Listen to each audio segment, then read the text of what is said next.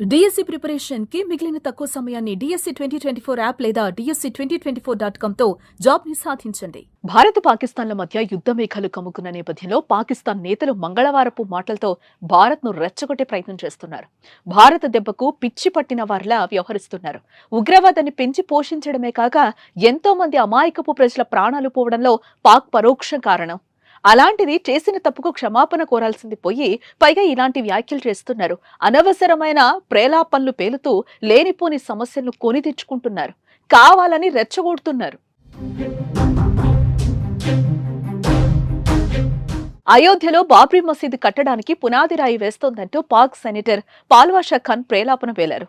అక్కడి నుంచి Pak army chief తొలి ఆజానిస్తారంటూ తన దుర్బుద్ధిని బయటపెట్టుకున్నాడు. అంతేకాదు యుద్ధం గురించి మాట్లాడుతూ తామేమీ గాజులు తోడుకొని కూర్చోలేదని, భారత్ కు తగిన జవాబిస్తామని పాల్వాషా కయ్యానికి కాల్దువ్వాడు. భారత సిక్కు ఆర్మీ పాక్ పై దాడి చేయదని చెప్పారు. ఎందుకంటే పాకిస్తాన్ వారు మత గురువు గురునానక్ జన్మించిన ప్రదేశమని చెప్పుకొచ్చారు. నిన్న పాకిస్తాన్ పంజాబ్ ప్రావిన్స్ సీఎం మరియం నవాజ్ మాట్లాడుతూ పాకిస్తాన్ అణ్వాయుధ శక్తిని కలిగి ఉన్నందున ఎవరూ అంత సులభంగా దానిపై దాడి చేయలేరని వ్యాఖ్యానించింది. పాకిస్తాన్ మాజీ ప్రధానమంత్రి అధికార PML అధినేత నవాజ్ షరీఫ్ కుమార్తె అయిన మరియం ఒక కార్యక్రమంలో ప్రసంగిస్తూ ఈ రోజు భారతదేశం పాకిస్తాన్ సరిహద్దులో ఉద్రిక్తత నెలకొంది, కానీ అల్లాహ్ పాకిస్తాన్ సైన్యానికి దేశాన్ని రక్షించే శక్తిని ఇచ్చాడు కాబట్టి భయపడాల్సిన అవసరం లేదు అని అన్నారు. ఇక వారి వ్యాఖ్యలు నక్కను చూసి కుక్క వాత పెట్టుకున్నట్లున్నాయంటూ భారతీయులు కౌంటర్ ఇస్తున్నారు. మొరిగే కుక్క కరవదంటూ, కరిసే కుక్క మొరగదంటూ కామెంట్స్ చేస్తున్నారు. ఇలాంటి బెదిరింపు ఎందుకని యుద్ధరంగంలోకి దిగితే ఎవరి బలం ఎంతో తెలుస్తుందంటూ పాకీల వ్యాఖ్యలకు కౌంటర్ ఇస్తున్నారు.